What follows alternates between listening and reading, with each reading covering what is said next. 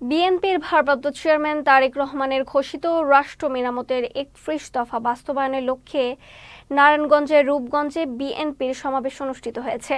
রোববার বিকেলে উপজেলার রূপগঞ্জ সদর ইউনিয়নের পূর্বাচল ৪ নম্বর সেক্টরে এই সমাবেশ অনুষ্ঠিত হয়। সমাবেশে রূপগঞ্জ ইউনিয়ন বিএনপির ৪ নং ওয়ার্ড বিএনপির সভাপতি হাজী মোহাম্মদ জসিমউদ্দিনের সভাপতিত্বে প্রধান অতিথি হিসেবে উপস্থিত ছিলেন বিএনপির কেন্দ্রীয় নির্বাহী কমিটির সদস্য বীর মুক্তিযোদ্ধা কাজী মনিরুজ্জামান মনির।